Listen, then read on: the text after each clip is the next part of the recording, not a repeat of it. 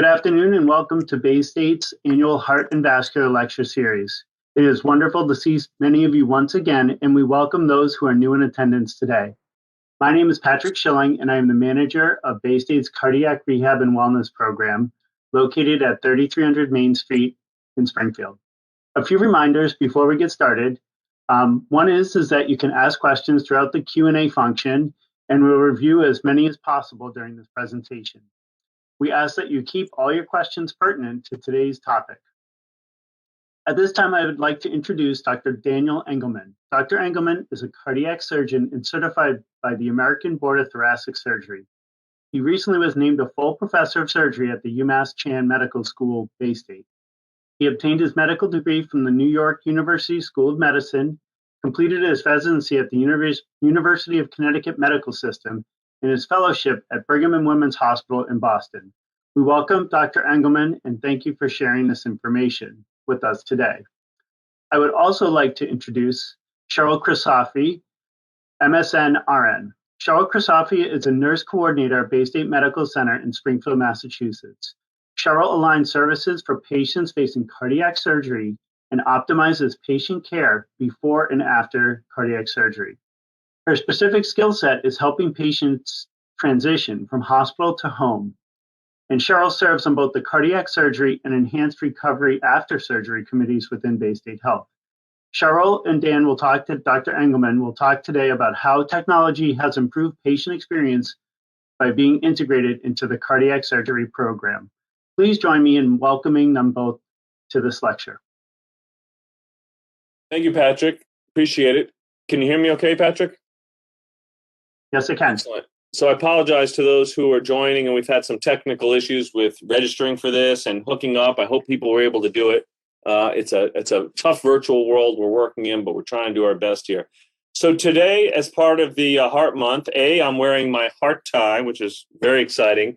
And B, we're going to try to dazzle you with some technology related to post-operative care of cardiac surgery patients. So we're not going to talk about the basic stuff we usually do, which is about what operations we perform and heart disease per se. We're going to take it to the next level. And this is the kind of stuff that Cheryl and I spend a lot of time traveling around the world presenting to medical professionals and institutions because they're very interested in what we're doing here at Baystate Health and how we're really leading the way in integrating informatics and technology into the care of post-operative cardiac surgical patients. So without further ado, we're going to get into this lecture. It's going to be in 3 different parts, and between each part, we're going to try a brief break in order to give everyone a little reprieve in order to ask questions, and we'll see how that works. Patrick's going to look at the questions and then pose them, and we'll try to get back to you.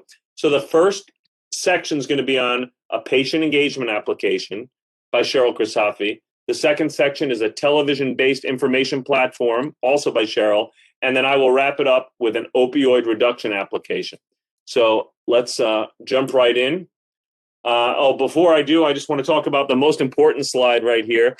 Really, what I'm trying to say is that we're actually looking out for quality and safety for our patients. That's really the underlying goal of everything we do. And today we're going to really discuss how technology can improve the quality of our care and the safety for our patients because it integrates. It's not just what we used to do with just paging the nurse and calling them and asking them questions, but we think this can be an addition to our care plans and our education and how we progress through the plan of care. And that's sort of what we're going to be discussing. So jump right in. Cheryl, take over. Hello. Thank you for this opportunity to share our work with the community. To the cardiac rehab team who's been sponsoring these series of talks. I'm going to start off by, can you go back a slide, please? Talking a little bit about what patient engagement's all about and what we're really focusing on by using technology to engage our patients is really a partnership between patients and their healthcare providers. If you could go back, that slide's perfect. The key to successful patient engagement centers around patients and their healthcare providers working together, and patients being as informed about treatments, their condition, their medications, and the support that's available to them. And so we're looking at ways in which we can help empower our patients with the most knowledge that we that they need to have a successful recovery.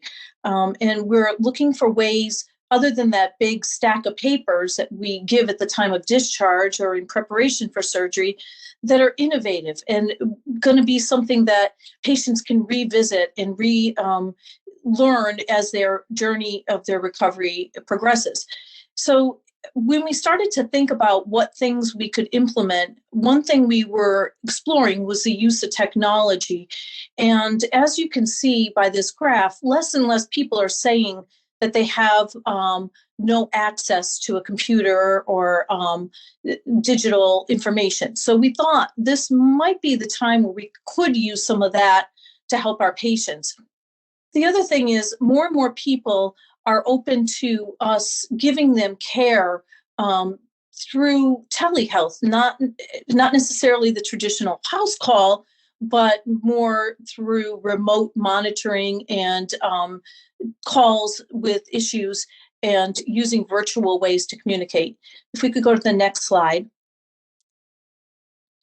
So the first step that we embarked on was making some engagement videos for our patients. So this was key information to help our patients learn on topics such as preparing for surgery, diabetes control, their discharge instructions, warfarin education. So we made these videos and we put a tablet program together where patients could look at these videos on tablets while they were in the hospital. But we really needed a way to get these videos into the hands of people when they're at home. Next slide, please, which is what brought us to leveraging technology. And we formed a relationship with an outside vendor to help us make a digital online platform for our patients. And this allowed us to embed our videos and send them to patients at key times during their preparation and their recovery. The videos, the platform is interactive. It's an evidence-based education library. And it starts to interact with our patients as soon as they book their surgery, and it stays with them for 30 days after they're discharged. It's accessible via the web directly. They can download our app and put it on a tablet or on their phone. And it doesn't take a lot of tech-savvy skills to use. It's very user-friendly. Next slide, please. So how it works, patients before surgery will receive helpful messages, making sure they know things like when to stop medications, the diet they should be eating in preparation for surgery. They'll have a to-do list of what to bring to the hospital, what not to bring to the hospital.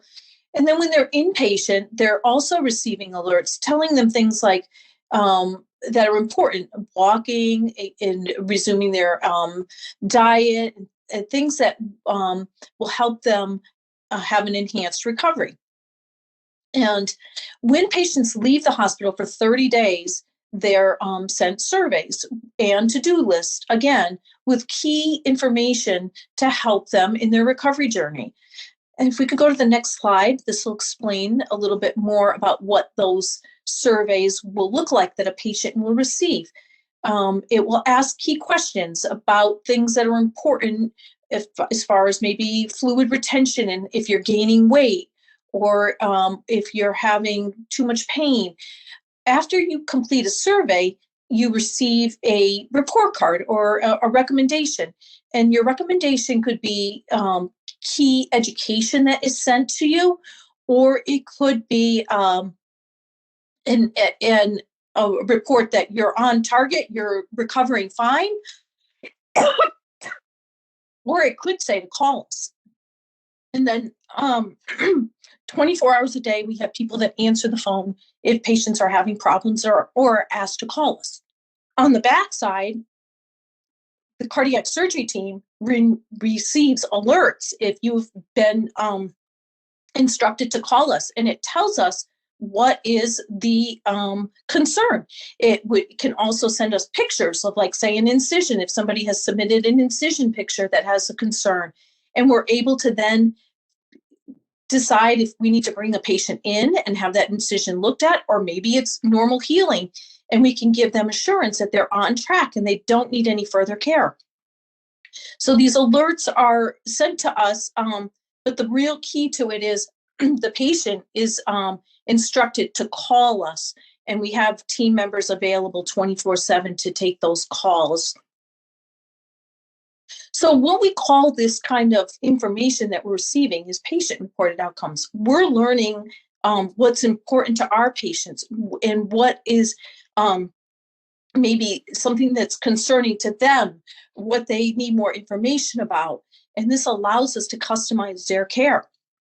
We can tell if a patient doesn't know when to stop medications before surgery or doesn't know what diet to eat.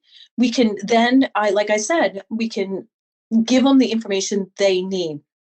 And the difference between the information we're receiving from our application is compared to like a survey that we would receive months later, it's more geared information that we can actionably take and help patients, as opposed to a survey, which is more of a basic overall satisfaction with an institution or an event of healthcare in general, which just kind of doesn't give us a lot to go on as far as sometimes knowing what areas are opportunities for us to improve. Next slide, please. This is a little sampling of some of the comments that have come in through our app. And like I said, this is very valuable information for us to know that patients don't have enough assistance with ambulation, allowed us to put in more support in that area. We can tell which patients are anxious about going home. And when we're on rounds, we can focus on giving those patients the assurance that they're going to have support from us, even when they leave the hospital. It's amazing what information comes through. And overwhelming, it's more positive than negative, but we welcome all comments. So what's next? I'm sorry, I have a little cold. Well, we're working on a virtual prehab platform. And what that means is we're going to be giving patients information of how to prepare for surgery by conditioning their body, by eating a diet that's healthy, and by reducing their anxiety. We hope in the future to be able to include biometric monitoring, which means being able to have information directly related to blood pressure, vital signs, heart rhythm, weights directly sent to us, so we can help guide patients that might need additional treatment. And a big goal would be to compare our patients' outcomes and patient-reported outcomes with other institutions.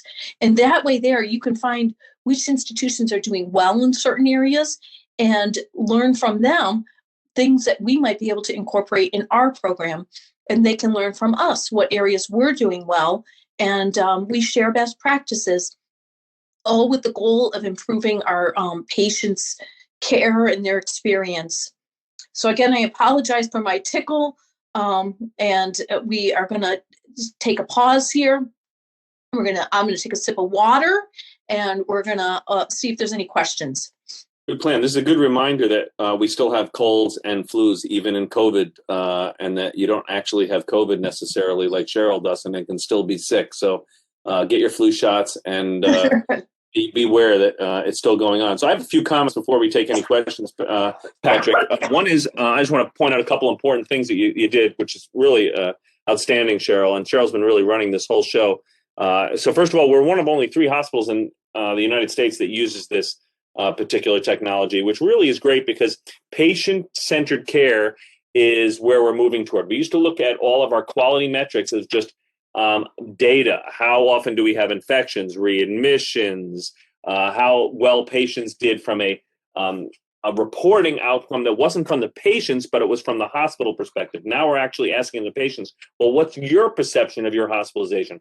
How much pain did you have? How much are you walking? And this really, I think, is the future, to get it patient-centered. And when we tie it into future biometrics, when we actually hook people up to little walk meters and such, and iWatches, et cetera, and figure out exactly how much they're ambulating and moving at home, it'll automatically send sensors in the future to us, send notifications to Cheryl and say, patient X has not gotten out of bed in 24 hours. Maybe we should touch base. Or patient Y seems to be having increased weight every day. we need to speak with them. So we're really, I think, going to tie the whole thing together, which will result in even decreased, less readmissions, which is actually what this has shown. We've never had so few readmissions after cardiac surgery as we had in the years since we turned on this application, which you think is really preventing people from having complications and coming back to the hospital. Patrick, anything from the virtual world?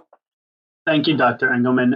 Yes, there are a couple of questions. So the first two are kind of related, so I'm going to ask them as one question. The first question is about what kind of application is this? And the follow-up to that was asked by another person, which says, is this app mobile-based? Is it accessed by phone or computer? If one of you could comment on that. Yeah, so first, it's called Seamless MD. That's the proprietary name. You can look it up online. If you just type in Seamless MD, you can see all about it. We helped design it, so we're actually sort of featured on that site for cardiac surgery, but they use it for all different types of recovery from surgical procedures. And yes, it is agnostic to what you're using. You can use it on your phone, which can be Android or iOS, your computer, which could be Chrome-based, Windows-based, or Apple-based. And it works anywhere. And family members also get involved. So we have family members then who are engaged. They get a sign-in, and they can log in for their significant other and follow along with their care, see what they're doing each day, ask questions for them.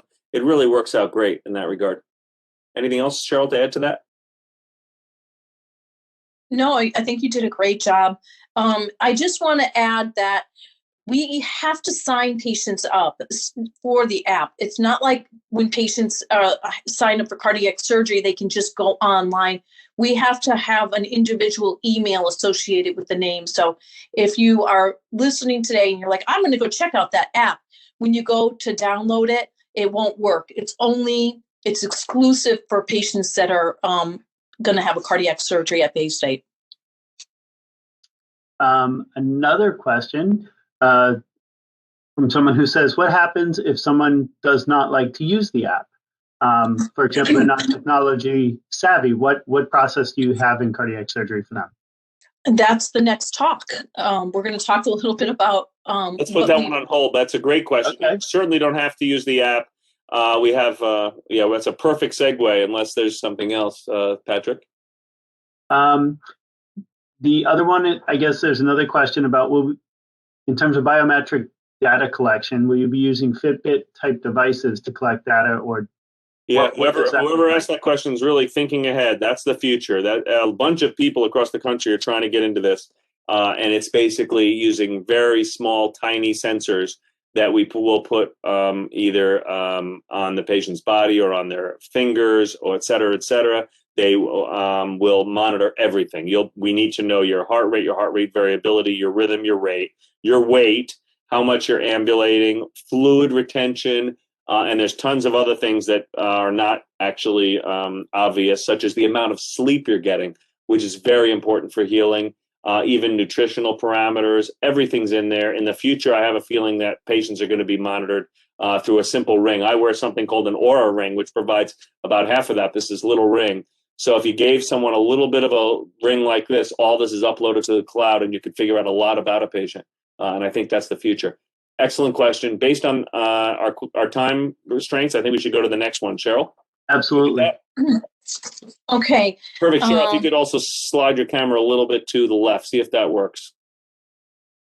Center it a little different so you can get centered. Perfect. There you go. All right. Okay. Jump right in. All right. So the question about how do we help connect our patients that are not interested in using technology is a great question.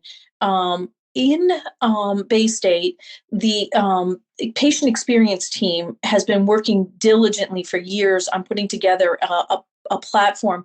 It's called the GetWell platform, and it's built into the TVs that are on many of the units. We have these special TVs now on MassMutual 5, 6, and 7. So this platform I'm going to talk about is not just for cardiac surgery patients, but is available for any patients that are in the units that have the TVs. And it's slowly trickling its way throughout the hospital.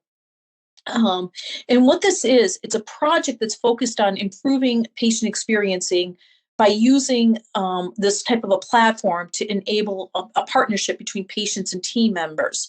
And as I said, it's built into the TV. And what it does, the key features to this are patient education related to medical conditions and medications, which are, obviously two of the biggest areas patients need to be informed about before they leave the hospital and start taking care of themselves. The video library is an on-demand library, which means, if you could go to the next slide, please. Patients can pick which videos they want to watch, and there is a robust amount of information in there for our patients. But we've embedded our cardiac surgery custom-made videos, and so this is just a little screenshot from the video that we have in there about diabetes education, but our discharge instruction video and others are in there as well. So patients are able to see this information while they're in the hospital. They don't and the nurses will play it for them. They don't have to be tech savvy to use that. And we still use paper instructions, but we've streamlined things so it's not such a big stack, and we give them information throughout their recovery journey and the preparation journey, so they're not being hit with everything at once right when it's time to leave. If you could go to the next slide, please. I want to talk a little bit about how the medications are presented to patients through GetWell. I think this is key if anybody's ever a patient on M5, 6, or 7 in Baystate. Twice a day, there's a prompt to review your medications at 10 a.m. and 8 p.m. So your TV in that room has your medications. And I took some screenshots to show some examples. So if you go to the next screen, you'll have your whole list of your medications, everything that you're on, and you can scroll to the medication you want to get more information on. So next screen, next slide, please.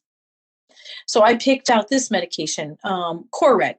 And then the next thing that comes up for you, if you go to the next slide, please, is why it's prescribed, side effects, special precautions, and more information. And then if you go to the next slide, you'll see how simply explained side effects are. And then the next slide has special precautions for that medication. So this is, great information. We also have a discharge pharmacy team that comes and talks to patients about using their services and answers any questions people have about their medications, as well as nurses always being available. But this is really helping to guide conversations and for patients to be saying, why am I on that medication? What's that for? And again, the video library offers tons of information, maybe on a medical condition that's unrelated to your admission. You could browse that robust library and watch all sorts of videos that are at your fingertip. We're really lucky that we have a patient experience team at Baystate that prioritized this, and an amazing IT team that has helped us with both of this platform and helps us with our patient engagement application as well. So that's the information I have for you on this section.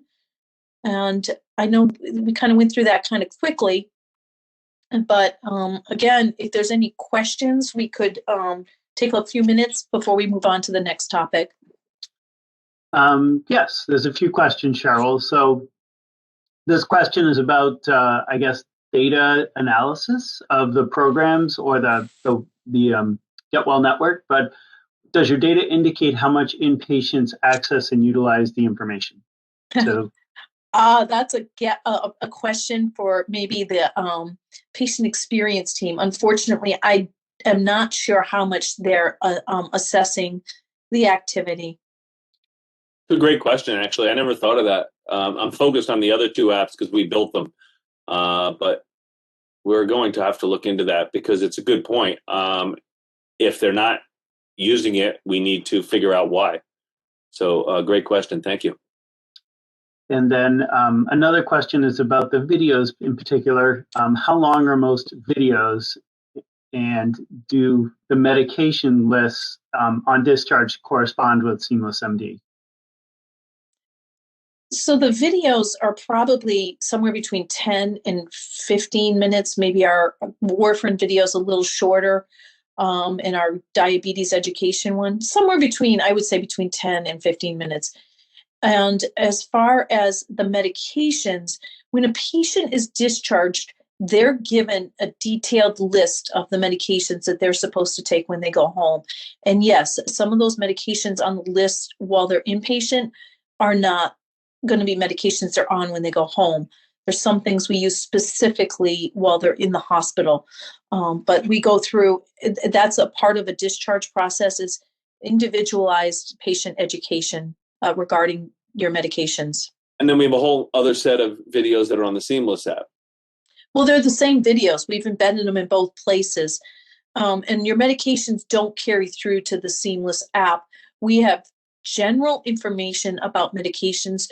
So if you, and like our warfarin video is there, but let's say you go home on a certain medication, you can get a little bit more information from our app, but the app doesn't know exactly what medications patients are discharged with. Right. So what would be nice in the future, and I think that's what this person's hinting at, is that in the future you should have a pre-made package that is automatically made, a smart video that pulls together the meds you're on. You're on Coumadin, you had a valve replacement, and you're also going to get the usual package of ambulation and nutrition. And we make one long video that they just watch, but it's pertinent to that particular patient. Wouldn't you say, based on their meds and the operation they had, that would be nice? Well, how it works now, when patients sign up for Seamless, it will ask them questions.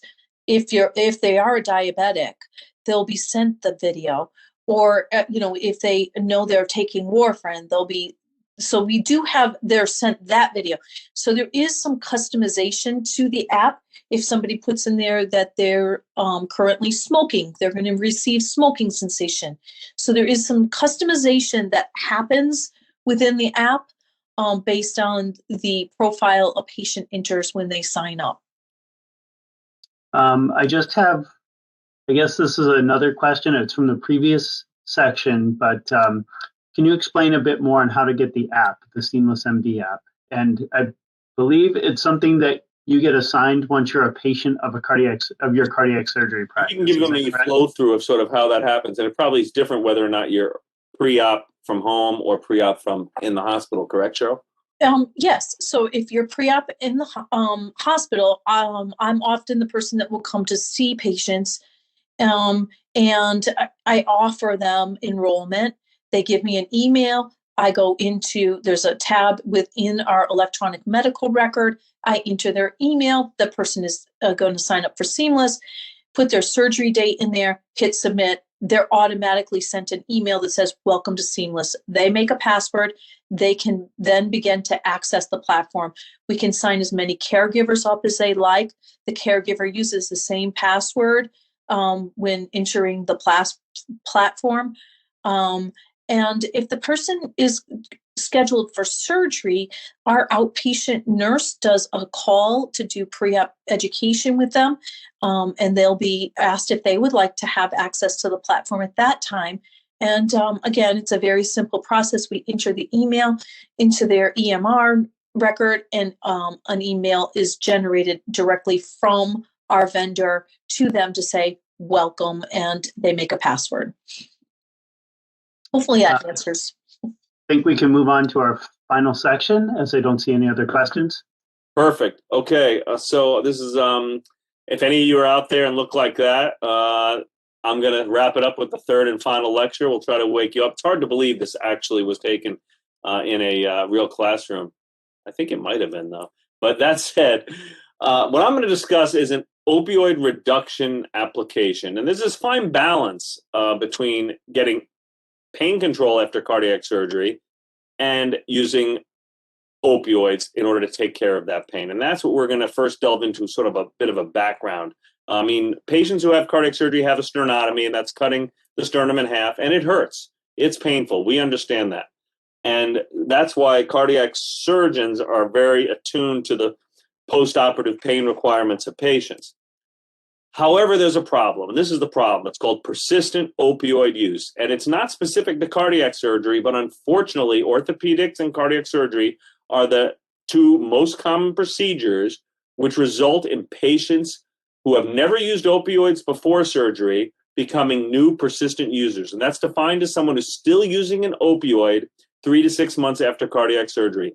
They're essentially now addicted to opioids, and it's all based on the fact that they required opioids after their surgery, whatever that surgery was or injury, and now are still taking opioids. And there are tons of articles coming out regarding this problem, and it's a big, big deal.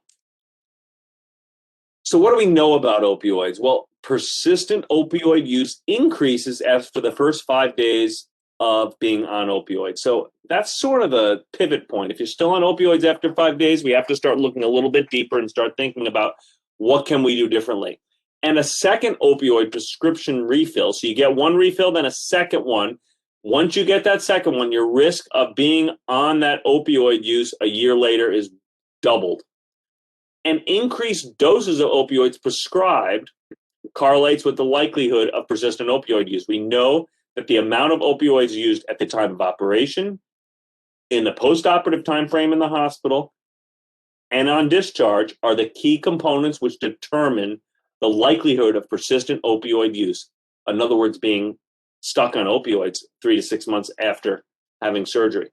Nearly 250,000 Americans have lost their life to overdoses in just those last 10 years. It's probably way more than that now. Some of them, sure, were IV drug abusers, but a lot of them got their first introduction to opioids following a prescription from a physician for an injury or a surgery, and it's really a major, major problem. So how do we work around that? So the first thing we've really done a ton of work with, and this is why Cheryl and I are working with the Enhanced Recovery After Surgery International Society, and we actually founded the first cardiac component of that, which is a worldwide organization now where we work to enhance recovery and streamline evidence-based best practice after cardiac surgery. One of the key components of that is multimodal pain control. That's getting patients who have not had opioids before, or considered opioid naive patients, on a multimodal, a non-pure opioid-based pain management, and very rapidly decrease the amount of opioids they're getting every day. So every patient after heart surgery gets maximal acetaminophen. And at Baystate, we're actually on the leading edge of that because we give them IV acetaminophen, which is much more powerful than PO oral acetaminophen, which is effectively Tylenol, but it's IV Tylenol. And it really works well, very little side effects. It's given to every single person around the clock, thereby lowering the amount of opioids they need, starting immediately after surgery. We also give them other drugs such as gabapentin. We then use different techniques to wean rapidly off the opioids as quickly as we can by de-escalating from very concentrated, powerful opioids that we'd use in the operating room down to oxycodone / eventually tramadol, and really wean them right off so that hopefully by day 2, 3, 4, we're not taking any opioids. The problem is when you walk around, we don't actually know how much opioid a patient is on because there's this mishmash of medications we're giving every patient. The other problem is after most surgeries, the number one non-opioid pain medication is a nonsteroidal, but it's basically contraindicated after cardiac surgery because it increases the risk of graft problems as well as renal failure. So we don't use a lot of nonsteroidals after cardiac surgery, and we're limited in the most common non-opioid regimen, which makes it a little bit more challenging. In addition, we have unrealistic pain control expectations that cardiac surgeons like myself have given to their prospective patients. They meet us in the office and they say, look, is it going to hurt? And I say, absolutely. It hurts to have a sternotomy, but don't you worry, you will have no pain. That is not the message. The new message is you will have some pain. It's a painful operation, but we're going to keep on a scale of 1 to 10 your pain at 4 or below. It's going to be tolerable. You'll let us know if it's intolerable. But the adverse effects of giving you too many pain medications to bring that to a 0 will far outweigh the benefit you get from having less pain. And the problems with opioids besides persistent opioid use include tons of nausea, vomiting, dizziness, vertigo, ileus, problems with the bowels. Opioids are not benign medications. Back in the day, we were taught in medical school that it was the fifth vital sign. You have to eliminate all pain. But it turns out that was a misconception. It's not eliminating all pain. It's a balance. And healthcare providers need to better assess for pain. We need to really find out, is it hurting everywhere or just at the wound? And can we do local interventions, which at Baystate, we've actually come a long way now. We use a local block. We actually, at the time of surgery, put these local anesthesia medications in, which we thought would never work. It turns out they work great for reducing the amount of opioids that are needed that first day after surgery. We use these regional blocks with non-opioid medications. They're bupivacaine, long-acting lidocaines, which have very few side effects and work great. And we'll even come back and do a rescue block for patients who have persistent pain. Anything but snowing the patient and giving them tons of opioids. So we've really done a lot of work. But the problem is we still had no situational awareness of opioid administration, because each patient over the course of the day receives all kinds of different medications, each with varying strength of opioid in them, which is called a morphine milligram equivalent, the MME. And you can see on this graph here that the weakest ones on the left, which is codeine, compared to the strongest ones on the right, have different MMEs. That's what's on the y-axis, morphine milligram equivalent. So we needed a way in any given day to figure out, given this mishmash of what the patients received, are we continuously de-escalating the amount of MMEs, morphine milligram equivalents, that this patient has received over the prior 24 hours. So when we round, we actually need that information. That's the situational awareness that does not exist around the country. Historically, on the right, you can't really see this graphic, but it required a pharmacist to go through the medication administration record, go through the record. What did that patient receive? They got one Dilaudid, then they switched to 2 Tramadols, and then they got a little bolus of some morphine, and add that all up over 24 hours, and then convert it using a calculator and giving you a total, which was actually not possible to do on rounds and not graphically to show me a de-escalation. So this is what Cheryl and I came up with and realized this is what's missing in every single hospital in the world, because they don't have any means of figuring out in real time on their electronic medical records how many morphine milligram equivalents the patients received over time. And that's what we came up with. We invented this. And then we worked with our TechSpring partners, which is an innovation center here, and an outside institution to actually build this and have it up and running, and now it's working. And this is just a typical screenshot where Cheryl on rounds will show me this for every patient. And you can see there where the Cabbage Lima endoradial, the patient had the coronary bypass graft on August 19th and receives this amount of MMEs. And you can see that's the big spike because it's the surgery day. And then we rapidly de-escalate on day 1, 2, and by day 3, the patient's off all opioids. And on the right, it tells you what non-opioid analgesics the patient's receiving, such as gabapentin, acetaminophen, and it's a checklist for us. It reminds us, gee, are we going through and giving the patients all of the non-opioid alternatives, which are expanding by the day, all types of different medications we can use. So it's really a valuable tool that we've been able to come up with. We've had it built, we beta tested it, made it perfect, and implemented it. So we really think this is a cutting edge piece of technology. And in the future, I'm hoping that we'll be able to benchmark our MME utilization compared to every other institution and actually have a limit where you can say, look, it's day 2 and you're still getting this many MMEs. You're in the 90th percentile. Something is wrong. We need to do a deeper dive and figure out why this patient's requiring so many opioids. And the last little point I'd like to talk about is how do you actually get rid of these unused opioids? Because if you go home with opioids and don't use them, it's a problem. They're sitting on your medicine cabinet. And they're dangerous. Cheryl, do you have any insight into this? Yeah, sure. I'd love to share a little bit about this. I think it's important that people know what to do. And the medications that are not used, this is, any medications, but the best way to get rid of them is to find a take-back community event. And those are usually sponsored by a pharmacy team or maybe your local police department, in a way that you can find where the local take-back place for you is if you go to the Drug Enforcement Administration's website, the DEA website, and you enter your zip code, it will give you the location closest to you where there's a take-back option. The FDA also has a list of flushable medications, realizing there's some medications like opiates, if they get into the wrong hands of a child, or there's other dangerous medications, that the risk of flushing them down the toilet is less than the risk for the wrong person getting their hands on that medication. There's a very specific list on the FDA's website, and you can check that out and see if you have a flushable medication. Then the last option is to dispose in the trash.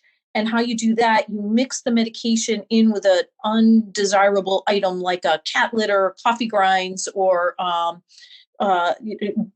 soil, and then you put them uncrushed. You don't crush them. You put them in a sealed Ziploc baggie, and you can throw them in the trash. And you should take your bottle and use a Sharpie to white out, to remove your name and pertinent information about yourself, and put that all in the trash. So again, take back is the preferred method. Baystate has a system for take back.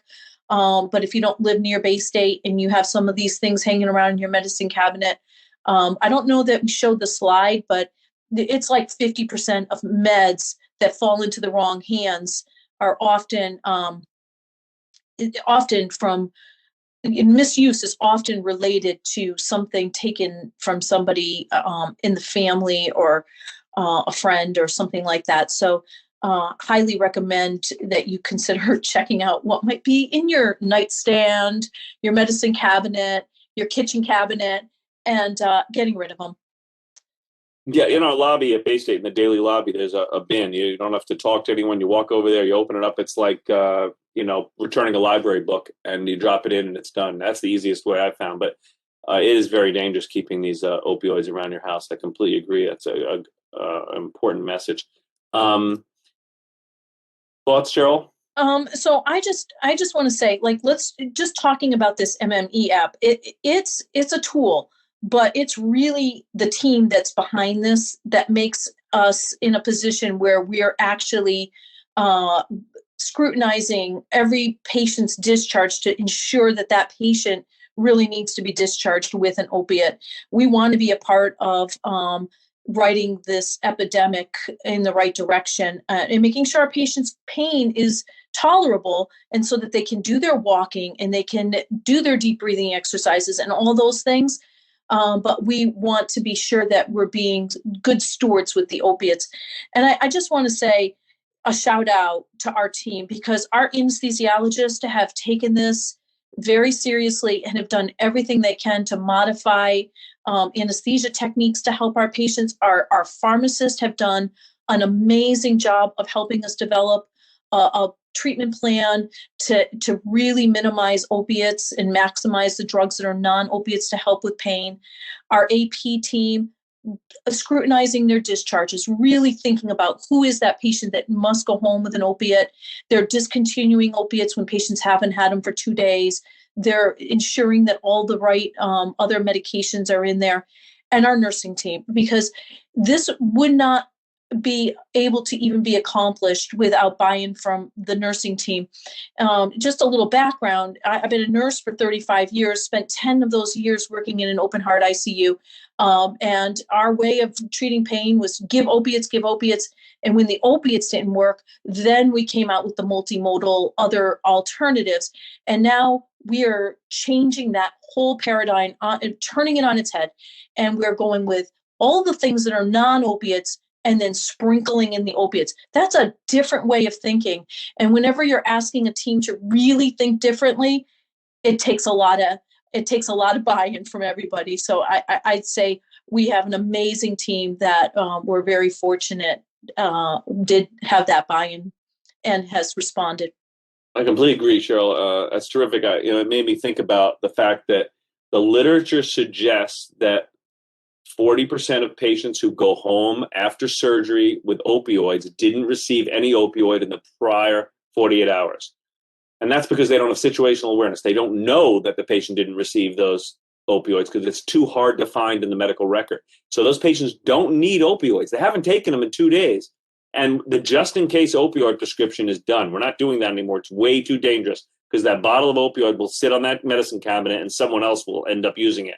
So we feel as though the publication, and we just published our results and put it into a big major journal of this app, and providing the awareness of practitioners of how many opioids patients are receiving every day will drastically lower the amount of opioids that are given upon discharge.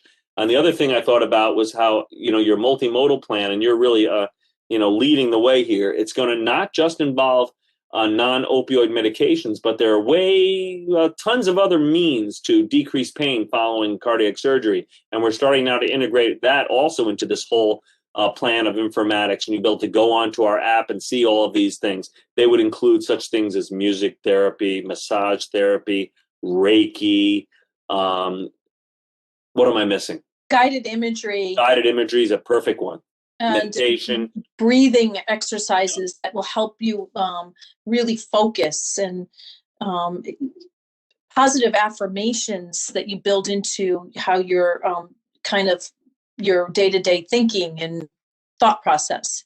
All of that definitely has been shown to decrease pain and hence opioid use, and increase mobilization, decrease time in hospital, increase healing. It's just been shown over and over again. So all I can say is technology is great. We love working with it. We have faith in it, but really it's the people here that's going to make all of this stuff work. And that's why I love that you pointed out how is a team based approach. We're all working together. Technology does not work in and of itself. There are still going to be errors with technology. It's not the only answer. We have to work with the technology, improve upon it. And I welcome all questions. Thank you all for your attention. I really appreciate it. Patrick, take over. Before Patrick gets started, I would just like to add, just on that team building and the team approach, just looking at our app, I think that it's important that we recognize that that is a tool that would not be possible without support from our entire team. And when I say our team, that the building and the day-to-day support requires so much behind the scene actual people. It's not an app that just a company runs for us. Our cardiac surgery practice, our leadership at the hospital, including surgeons, support, and the practice, and our APs, inpatient and outpatient, and nursing and pharmacy and cardiac rehab. There's content that has to be updated. We need monitoring and maintenance. And so it really is still very much a hands-on approach to how we care for our patients. It's a tool that allows us, for the patients that are willing to embrace that technology, to have that option. So I just have to give a shout out to the many, many hands that are behind that keep it going. Thanks. Thank you, Cheryl and Dan. And that is just a wonderful presentation. I do have a few questions about this section. The first one is, what is the name of the tool for managing these opioids post-surgery? In terms of tracking patients from day 1 to day 5, do we have an internal name for that, or is that something that's known throughout medicine? So, it's available for hospitals to purchase. The company that makes it's called LMU, ELIMU. So if you type in LMU and opioids, our app will come up, but it's for purchase by hospitals. And it embeds in both Cerner and Epic systems and kind of goes through there and rapidly pulls out and calculates all the opioids and graphically displays them. The other question that was asked is, does a patient have access to this information, or is it just a provider-facing tool in terms of looking at the, I think, MMEs? Is that what they're called? Yeah, they're called MMEs. That's another great question. This is a very smart audience. I wish they were in person. So there's two parts to that. One is we need to integrate this with pain. So on a daily basis, you not only need to see how much MMEs or opioids they're receiving, but how does that relate to pain? If their pain keeps going up as reported by the patient and the MMEs are going down, that's not exactly perfect. There needs to be the balance. But the second one is, yes, the patients need to be, it's patient-centered care. They need to be more involved with their care. And they have to understand why we're trying to de-escalate off those opioids and move from more powerful ones to less powerful ones. And that's a lot of education. And I do believe that we should give them that information, explain what it is, and maybe even a little score pops up on their television screen of in the prior 24 hours, this is their MME score. and we need to see that come down rapidly. I think that'd be a great way. What do you think? Would that work, Cheryl? We might be able to incorporate something into Seamless. I'm not sure that the getwell, because of the far-reaching work that would require, but we might be able to personalize it in Seamless, because Seamless is integrated in our our EMR, and there may be an opportunity working. We have an amazing tech team at Baystate that is very motivated to help in any way with things that are beneficial to patients. So, yeah, but I mean, clearly the getwell is also integrated with our EMR. Otherwise, it wouldn't know what medications you're on. Right. So I'm just not sure who to reach out to. I know on the other side. It's a great question, and I'd love to see the patients actually see maybe a color-coded number and graph so they can be more involved with that de-escalation of opioids. Great question.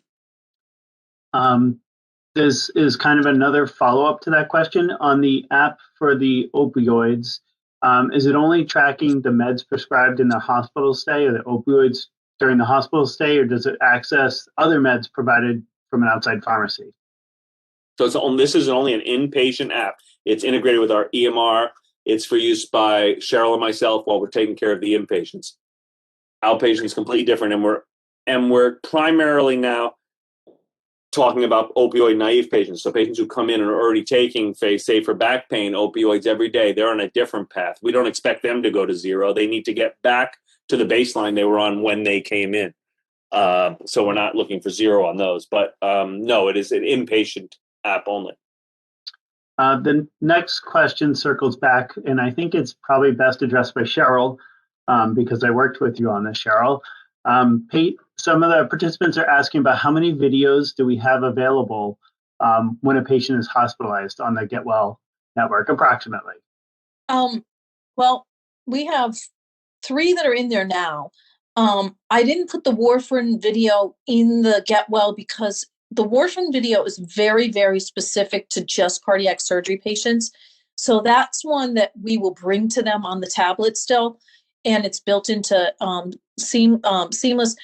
And we have the cardiac rehab video that we just made, which I'm working on getting put in there, which will give our library 4, but I think we're going to break that one up into little snippets. So it'll have how to get in and out of bed, how to do range of motion exercises, and then how to really enhance your activity levels when you go home.